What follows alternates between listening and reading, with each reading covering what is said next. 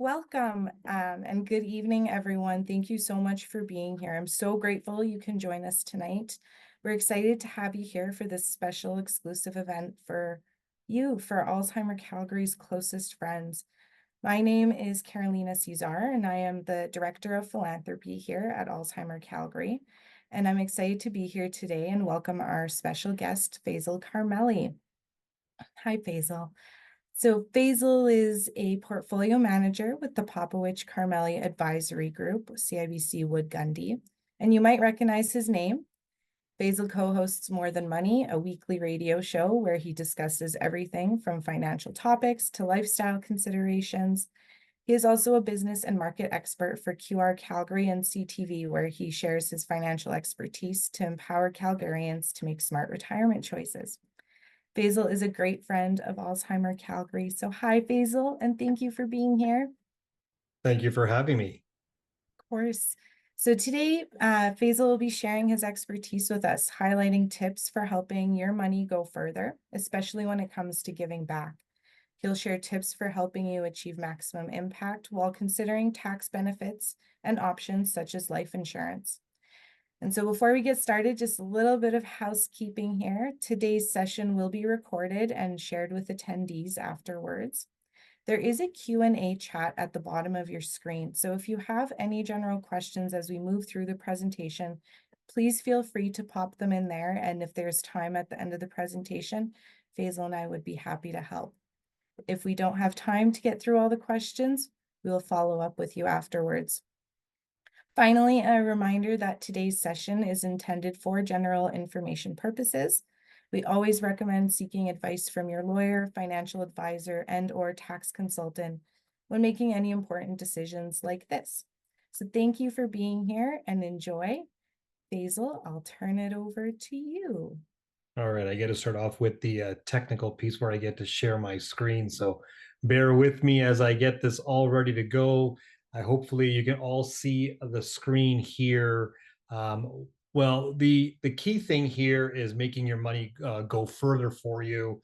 And many in my industry will come out and just kind of give you all the benefits of why you should be able to donate to a great program and a great society, and Alzheimer's Calgary being one of the best out there. And they'll talk about a lot of the tax benefits and so forth. And yeah, I will touch on some of that. But there's a real reason why I have such a draw and attachment to Alzheimer's Calgary.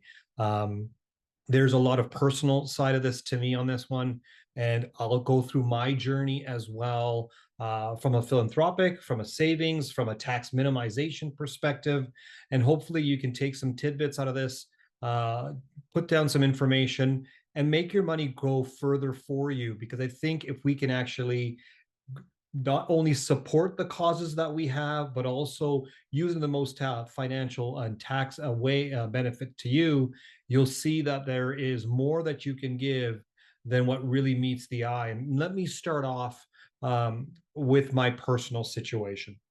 And as you can see, my family here, they came into Canada in the early 1970s.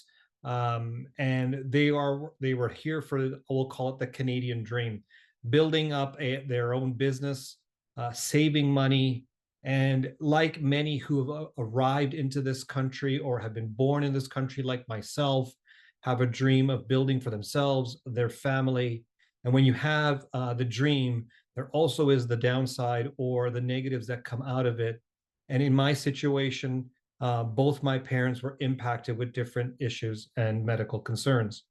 As you can see on the left-hand side, my mother, she was a stay-at-home mom who helped grow the family and helped educate and take care of us. And unfortunately, at the age of my age of 23, she passed away from cancer.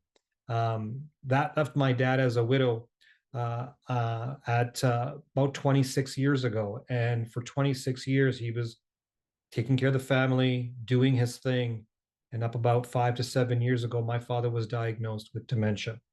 And most recently been confirmed as Alzheimer's and vascular dementia.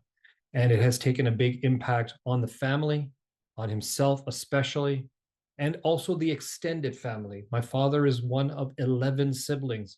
I have 52 cousins, all of them call me up on the regular to see how my father is doing as he goes through this disease, and it's hurt and impact every single one of us in the immediate and extended family. Many of you on this webinar today have been impacted with Alzheimer's or know somebody who has been impacted with Alzheimer's. This disease is a challenging one and unfortunately a growing one that happens in our society. And so there's a lot of attachment that I have to this group to help not only educate, not only drive more resources to, but also to help those who are already supporting Alzheimer's Calgary to maybe do it in a more tax efficient way, help your money go further for you. And so let me get right into it. It wasn't too long ago after my father was diagnosed with dementia. Not only did I want to help him and my immediate family, but I wanted to help more. And the easiest thing that most Canadians do, and what I did, was just write a check, make a donation. Very easy to do, but not always as tax efficient as it can be. So what ends up happening is I write a check. I first pay my income tax off my paycheck. I write a check, I file my income taxes, get a little bit of a refund, and there we go. That's the normal way of supporting a great cause, a great foundation like Alzheimer's Calgary. But there's more ways to do that. And in my industry, I know these things. I didn't do it right away, but I know that there's a better way that I can do this. Many of you may not know, but there are ways that you can have donate to Alzheimer's Calgary or your favorite charitable organizations in other ways. One is through securities in kind. Now, as a portfolio manager, we've been able to not only grow our clients' portfolio, but fortunately, I have been able to grow my own. And the government of Canada has allowed us to donate shares to organizations like Alzheimer's Calgary. When you donate shares to a company, or sorry, to an organization, you get a double benefit. Normally, what happens when you have shares that, of a company, or you have investments that have grown, you end up paying the tax on the gain that you make outside of your RSP or TFSA. Well, when you donate them in kind to Alzheimer's Calgary, for example, not only do you get the benefit of the amount that you donated, but you also get the exemption on capital gains. So let me give you an example.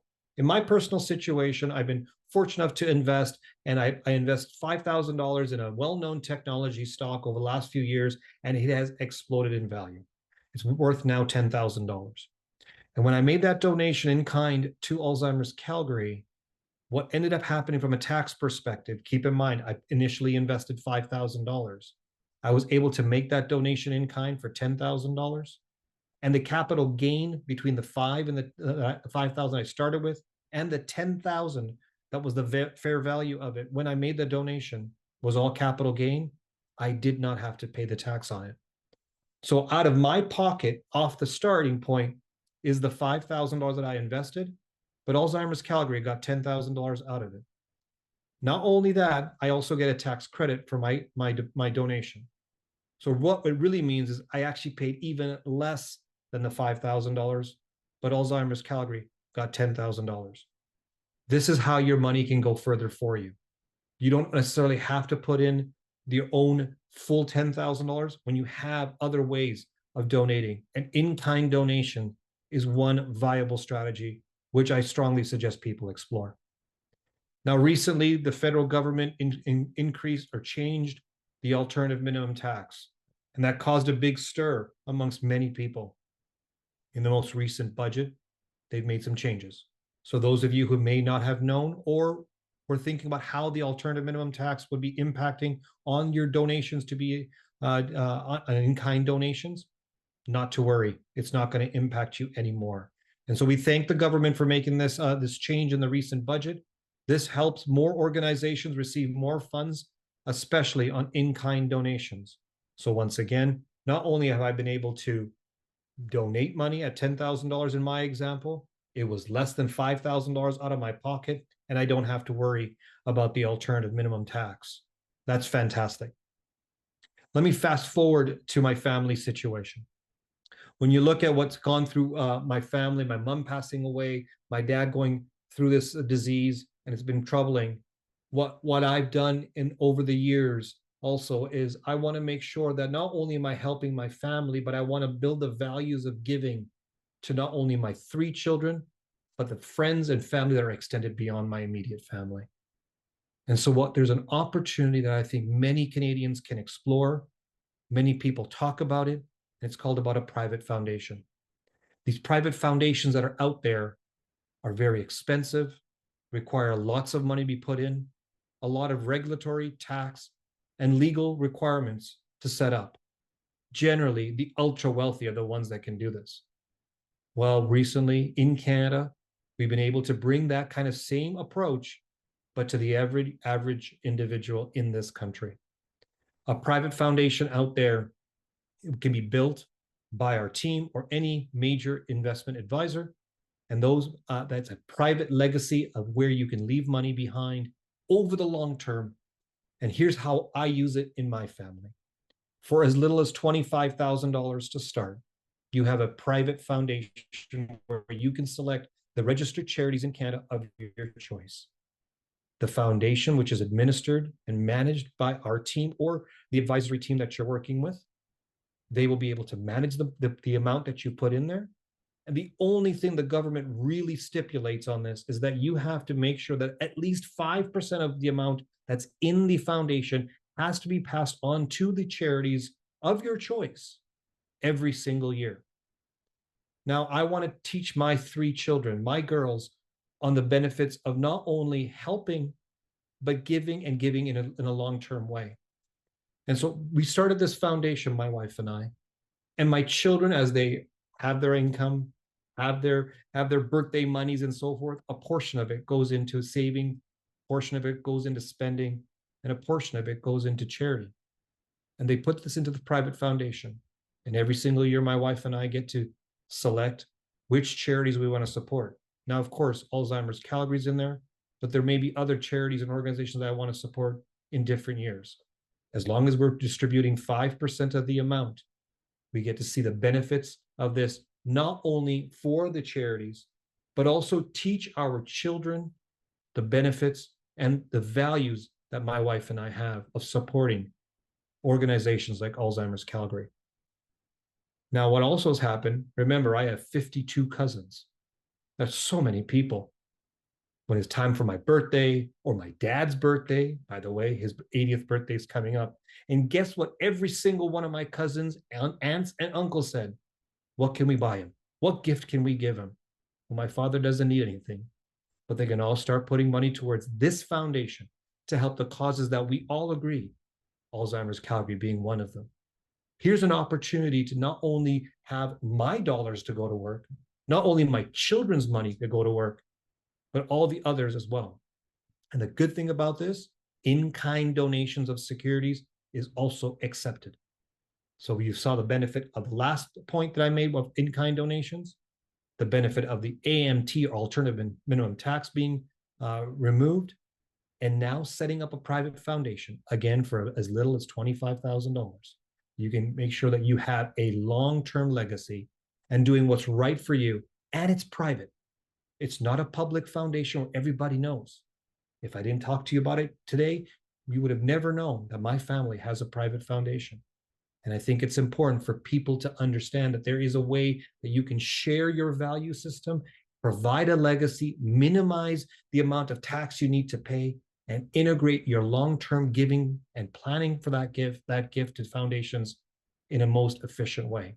Private foundations is definitely a program that people should look at.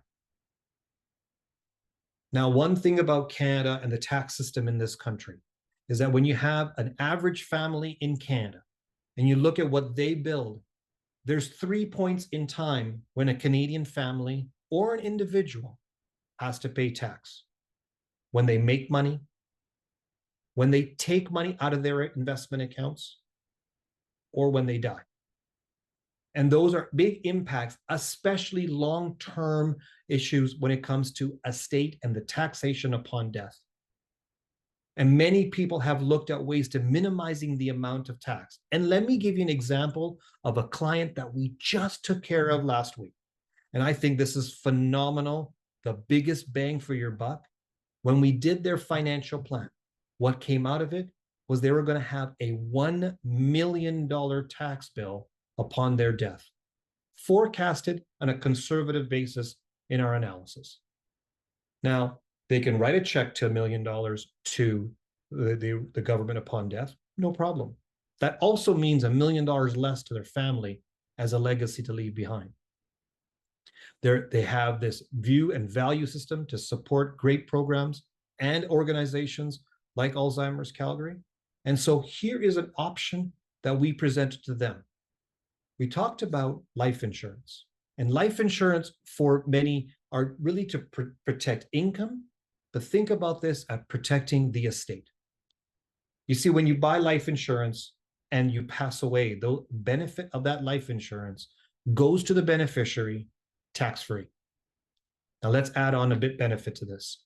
There are a few ways that you can also give to organizations like Alzheimer's Calgary and minimize your tax and help your family at the same time. Some people like to hear about the 2-for-1 coupons that are out there. This is like a 3-for-1 coupon. Think of it this way. When we look at the opportunities of life insurance, there's multiple ways you can do this. In my situation, I already have a life insurance policy. I know that we're going to have a tax bill. In our client's situation, we uncovered the tax bill. And so we actually built an insurance policy for them where they are paying a premium every single year. And upon death, the beneficiary will be Alzheimer's Calgary. Now, what's the benefit from a tax perspective when you donate money from a life insurance policy? Well, while you're alive, if you donate, up to 75% of your net income can be written off against a charitable donation. That's the maximum. Upon death, it's 100%. So in their case, they had $1 million tax liability and $1 million life insurance policy that was to be paid out upon their death to Alzheimer's Calgary. On their death, they will send that money over via the life insurance to Alzheimer's Calgary. Alzheimer's Calgary will give the estate a tax receipt, and they can deduct that money off of their income tax. Up to 100%. In basic terms, they preserve the estate for their family. They're philanthropic and making sure their value system is still in place. And they help a great program and society like Alzheimer's Calgary. That's the 3-for-1 that I was referring to. Now, when we looked at how much they were paying as premiums for $1 million life insurance policy versus paying the $1 million in tax, well, they were able to save 47 cents on the dollar. So the premiums they've paid from 63 years of age till their 90th birthday equal to 43% versus paying the full dollar. That's huge savings. That's less money being paid out of the family, more money going to the charity, and eliminating almost all of the tax upon their death. This is one strong way where people can actually help and get that 3-for-1 that I was referring to. Many people on this webinar already have life insurance in place, like myself. One of the beneficiaries on my life insurance policy is Alzheimer's Calgary. Now, I have a choice when I put Alzheimer's Calgary as a beneficiary. Number one, I can leave the death benefit or the insurance money to Alzheimer's Calgary, and my estate gets the tax credit. Or number two, I can choose to take up that premium that I'm paying and use that as a tax deduction or a tax credit in every year that I make the premiums, either or. As long as we set this up properly, it can be used for a tax saving strategy today or a tax saving strategy upon death. And this is where the planning comes in. This is where the tax strategies come into play and the appropriate advice is needed. But this is another strong way that basic Canadian families can not only help the charities that they want to help, protect the estate, and minimize on tax. Now, I've covered this pretty quickly in very small detail points, but I want to make sure I leave enough time for all the questions and answers that may come from this. And I really want to, first of all, say there are more than one way to donate to Alzheimer's Calgary or the charities of your choice. It's not only writing a check. Maybe it's a securities in kind. Maybe it's setting up your own private foundation, or maybe it's some long-term planning using life insurance. But all these different strategies make your money go further for you and support the programs and organizations that you have a high value system with. So I wanted to pause there and just open up for question and answers, because there's a lot of information, but I want to make sure that you get the best out of this webinar. So how about we open up for Q&A and we'll take it from there. Thank you very much.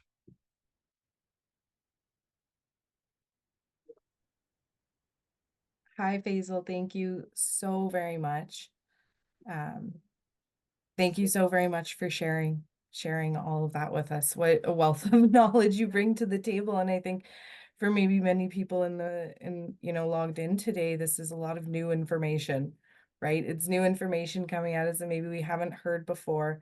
I think one common maybe misconception, and I would love to hear your thoughts on it, is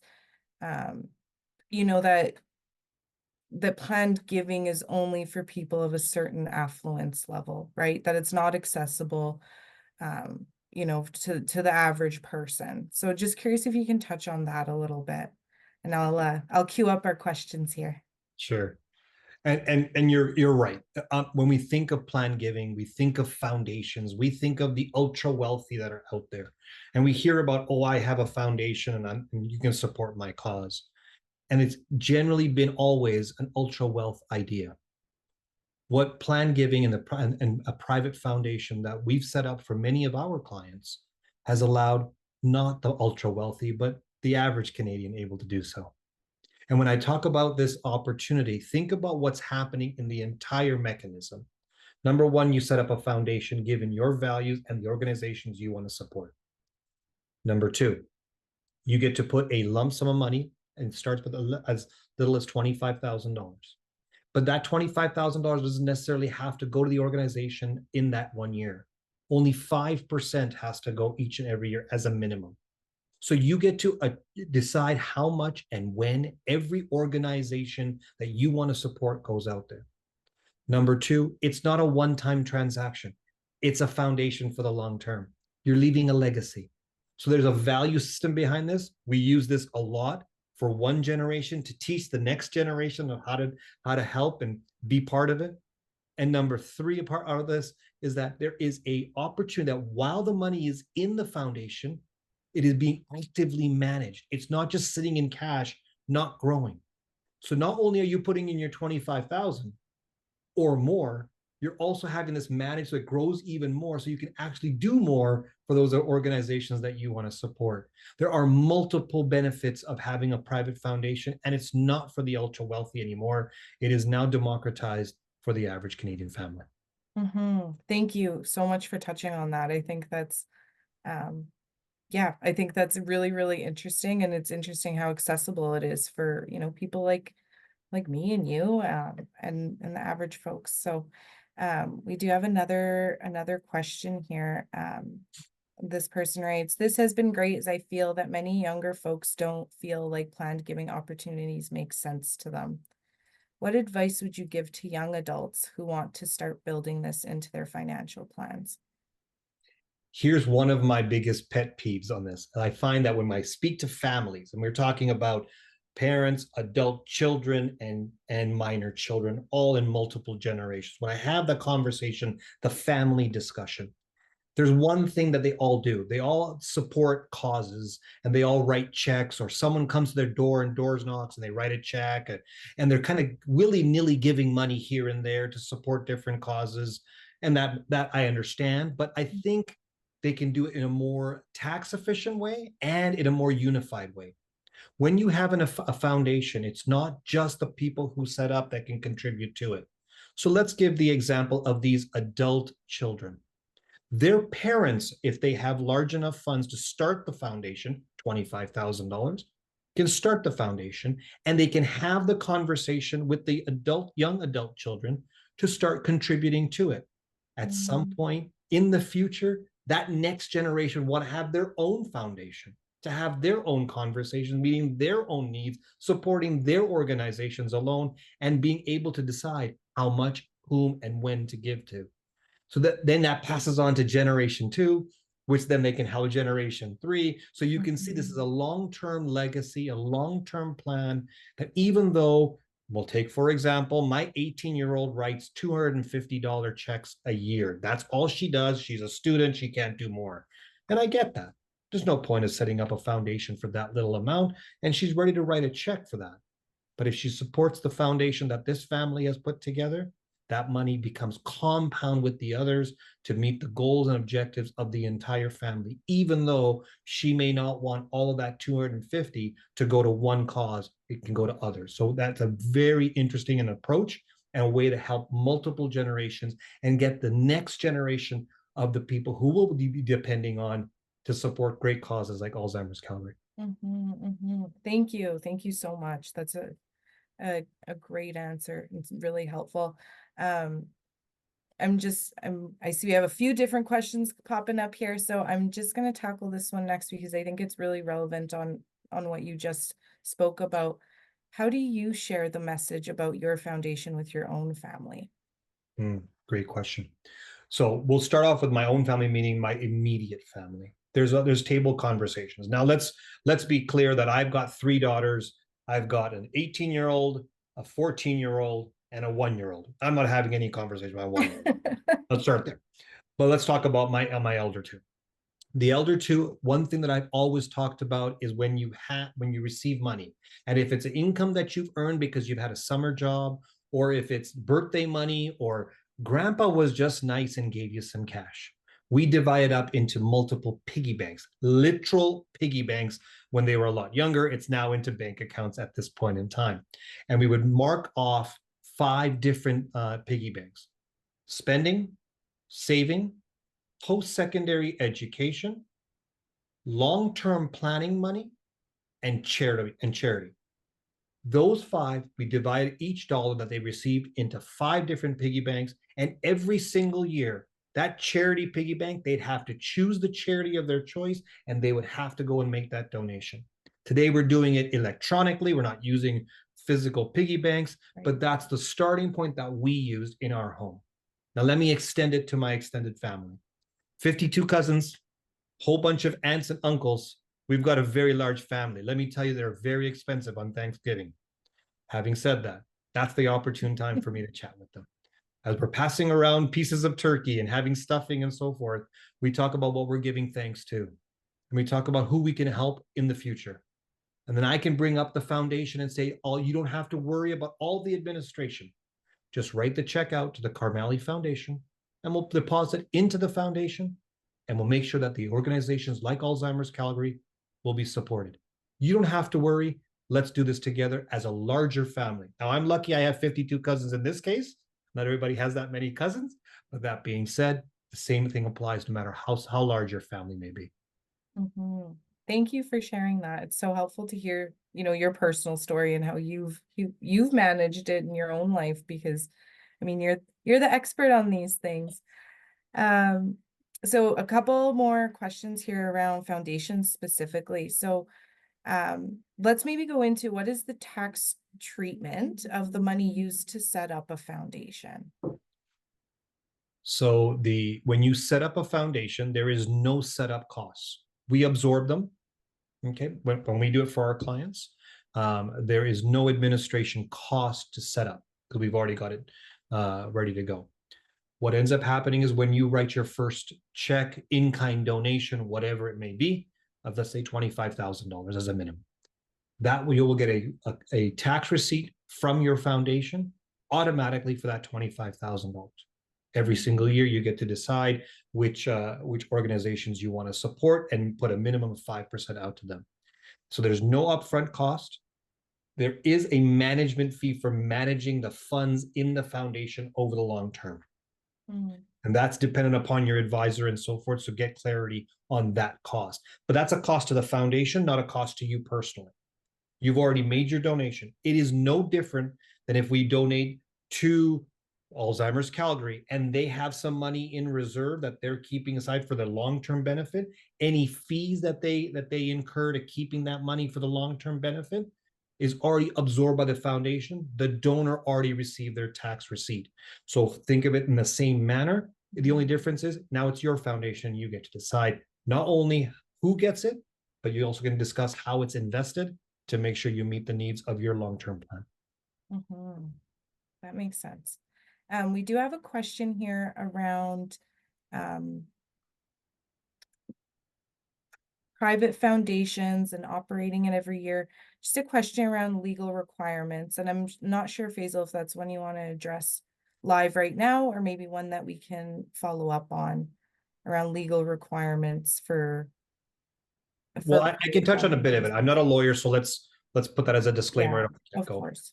But when we talk about legal requirements for a private foundation, a lot of these foundations that are private foundations are called donor advised foundations. That's the term that's used in the industry. A donor advised foundation has already been set up by financial institutions like mine in advance. So all the legal requirement for the setup has already been taken care of.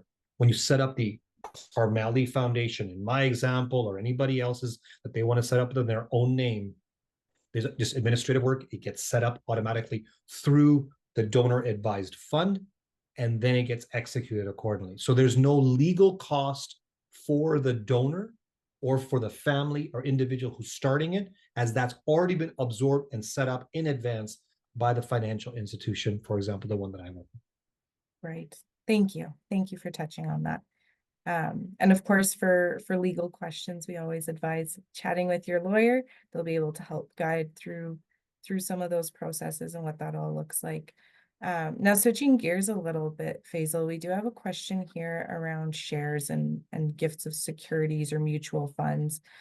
Someone is just wondering, how can these be transferred in kind to a charitable organization without being sold first? So I think I'm looking at the Q&A. I think the TFSA was on there as well. Yep. Okay, so let's separate the two. We'll talk about just a donation in kind, and I'll add on the TFSA in a second. Okay. When you are ready to donate securities, mutual funds, shares, ETFs, whatever it may be, in kind, it is a transaction that's done with the organization. So Alzheimer's Calgary, if you go to their donor page, you can contact them. They will give you a document that you complete, and you submit that document to your investment advisor or your institution that you have your accounts with. So in our case, our client will then send us this document. They want to donate $10,000 to an equivalent in shares to Alzheimer's Calgary. We have a discussion of which shares that should go across. And then they say, yes, go ahead. Then we fill out the rest of the paperwork and we initiate the transaction with Alzheimer's Calgary's advisory firm. The two institutions deal with each other. They handle that transaction electronically, and the money is sent. Just so that everybody knows that when Alzheimer's Calgary receives those shares, they sell it immediately within 24 hours. So you're not worried about what the actual price is, because prices change day by day, of course. And so then that amount will be notified to the donor, and a tax receipt will be generated by Alzheimer's Calgary to the donor. So that's the process of an in-kind donation. It is between yourself. A document to the organization will be provided to you. You complete that document and you send it to your institution. The institution then will speak to Alzheimer's Calgary's institution, who handles the transactions, and the two take care of it electronically. The TFSA is a very interesting piece. If you own investments inside a TFSA and that's what you wanted to donate, some people will say, I just want to take these investments out in kind and then donate it. There is no tax implication for an in-kind withdrawal or a withdrawal from a tax-free savings account. So you're already benefiting the tax-sheltered part of it from the TFSA withdrawal. That's already happening. So I question the individual who may ask this question to me as their advisor. I would ask them, well, we might have investments outside of your TFSA that we could donate that might be more advantageous tax-wise than donating securities from a TFSA. So to remember that the tax-free savings account is tax-free on whatever you grow on it. However, if you do decide to withdraw in kind or in cash from a TFSA and make the donation, you can definitely do that. Just remember, recontributing back into the TFSA would not be allowed until the following calendar year, where CRA will then be able to be updated on the exact number and the amount that you can contribute. Some people might want to try to withdraw from the TFSA, make the donation, and deposit back in the TFSA all in the same calendar year. I strongly urge you to get the proper advice on that before you do, because you could be offside and penalties could be included in your TFSA for that. Thank you. Thank you. Thank you. Um, just a question here around, I think we've all learned so much in this session.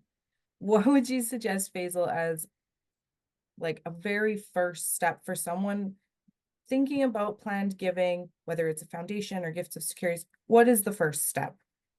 First step will be sit down with your financial advisor and Mhm, make sure they're comfortable and they have experience in this, because not all advisors are created equal. Not all of them have the experience in this type of a program. mhm. Now, if they don't have that experience, it's always worthwhile to find an advisor that does. Now, on the Popowich Karmali Advisory Group, we have made the commitment to Alzheimer's Calgary that any of their donors that want to get an opinion, advice, and information, maybe a second look at things to help them maximize the donation while minimizing taxes, we will be doing that for them free of charge. Reach out to myself and my team, and our team will get back to you and help you make the decision that's best for you. So that's the commitment that we've made to Alzheimer's Calgary and their donors. That again, remember, start with your advisor and go from there. Where you may need tax and legal advice, if you're becoming more sophisticated in your donation, that's not a simple in-kind securities donation, but maybe in-kind of other assets, real estate, whatever it may be. Legal parts of it, as well as tax part of it, needs to be looked at, because there's multiple issues that come into play when you start getting outside of liquidable securities. When you get into illiquid assets, that's when it becomes a bit of a challenge and need some advice around that. So that's where the legal and tax perspective comes into play when you get outside of the in-kind donation for securities. Thank you. Thank you so much for covering that. So I don't see any more questions here. I'll maybe give folks a minute if there's anything last minute folks do want to ask. There is the bar across the bottom, either the chat or the Q&A bar, and you can just type in your question there. But Faisal, this has been so helpful. So helpful. A you're a superstar in terms of communicating this so in a way that is so easy to digest and understand. So thank you very much for that. May I add a couple of points Of that I think, course. I don't really share my personal story to many people. We are privileged to be in this country, and part of that privilege also comes with some of the downsides that happen, such as a disease like Alzheimer's. Um, so it impacted home. It really hits here. Um, when you have an impact in your family or people around you with a disease like Alzheimer's, and then you know that you have organizations like Alzheimer's Calgary that are doing such great work. And let me tell you, the minute that you send out an email saying, I need some support, and they come back to you and they say, yeah, we can chat anytime. Here are my times that we can chat at. When do you want to talk? What kind of support are you looking for? Like that type of program really hits home. And so that's one part that I really want people to remember, that this is they're making big headway to not only people who have the disease, but support for the people who are supporting the people who have the disease. That's number one. Number two, I really hate overpaying in taxes. And I think there's an opportunity here where people can save on taxes, yet still give what they want to give. And I would strongly recommend, before you write that next check, just get the advice on, can I do this differently and better to meet all the goals, not pay too much to Ottawa, but pay a lot more to the organizations that I want to support without paying a lot more out of pocket. You can get that 3-for-1 out there for sure. So I think I really want to make sure that people, before they write a check, just take a second look and see your situation, see if there's an opportunity Mhm. to give and save at the same time. Mhm. Yeah, and like with many good things, a little bit of planning goes a long way. I do see we have one more question here, so if you're okay for time, Faisal, we'll Yeah. maybe tackle this one. So someone is just asking, can you make an in-kind donation though through you will without losing capital gains shelter? Yes, For that's donating? exactly what the benefit of an in-kind donation can do. So when we talk about the shelter, it's capital. There's three parts to the capital gains piece that people need to be aware of. Number one is capital gains exemption. And that breaks into two parts. One is a small business. We won't get into too much detail about that. The capital gains exemption for $1.25 million for small businesses, that's separate. Second capital gains exemption that you have is on your principal residence. Most people don't donate their principal residence to foundations from a tax perspective because they're not getting the biggest bang for their buck. But the third part of it is whenever you make money in an investment outside of your RSP and TFSA, you will end up paying some tax on that gain. The government has given us the opportunity to actually donate those investments in kind and avoid paying any capital gain tax on that investment while still giving that amount. So this is an opportunity from a capital gains, and we'll use the word exemption for this part of it when you do it in kind, provided again, it's not part of your RSP, retirement income fund, better known as a RIF, or your TFSA. Thank you. Thank you. And I do see there's a little bit of a follow-up comment there around gifts and wills. So just curious if you can maybe just quickly touch on that, and then maybe we can follow up with this person afterwards too, because they have some Sure. great questions. Yeah, so we do a lot of estate and legacy planning with our clients. And in there, there's certain bequests that they have, which would be supporting organizations like Alzheimer's Calgary. And some people put a specific dollar amount that they want to make sure it passes on to the organization. And some people put a percentage of their wealth that they want to give. That's generally how it goes. Mhm. In the year of death, when you make that donation, the estate will receive a tax receipt. Now, in the final year of death, you have to claim all of your income in the year of death, and then that tax receipt offsets some of the tax, if not all of the tax, if planned properly. Now, while you're alive and you make a donation, you can only deduct or remove up to 75% of your net income, which basically means you have to have some income left over and pay some tax, is what the government's saying. In the year of death, it's up to 100% off of your net income, which means you don't have to pay all that tax in the year if planned properly. Many Canadians decide to put it in their will to leave a certain amount or a percentage to offset that tax, which I think is a good strategy. What may be an option for people is to look at that life insurance policy that I was referring to and say, hey, I can not only do I have to want to give to the organization, I want to save on taxes, but I don't want to pay an exact same amount. Remember, generally speaking, when you purchase life insurance, the amount of premiums over your life is substantially less than the amount the insurance company is paying upon your death. So you're paying a certain percentage on the dollar. You're not paying 100 cents on the dollar for that donation. So that's, again, your money goes further for you by using that vehicle. So estate planning, giving either in kind upon death or through life insurance is a viable option. That's a strategy that needs to be done. Again, part of our offering to Alzheimer's Calgary is any of their donors want, again, a second opinion on that. Our team is more than happy to do that as well. Thank you. Thank you, Faisal. And I do see one last question here came in. Do family members that donate to your foundation receive tax donation receipts? And this is a Yes. really important question. Yeah, they do. So it's not me who gets the tax receipt for their donation. So Thanksgiving, 50 people are in my house and they all are donating $100 each. That's quite a bit of money going to my foundation. Each one of them will receive their tax receipt for the $100 that they all gave. That's a huge opportunity for them. So they get a tax receipt, bigger opportunity for the foundation, and more money to the organizations that we've chosen, like Alzheimer's Calgary. Yes. Well, thank you so very much, Faisal, for your expertise tonight. It's been Thank, so helpful. Thank you to everyone who's been able to join us. I'm hope you learned something new, and I hope you have a great rest of your night. And thank you, Faisal, for just being such a great partner to the organization and for sharing your story with us tonight. It means so much. So thank you, and hope everyone has a great evening.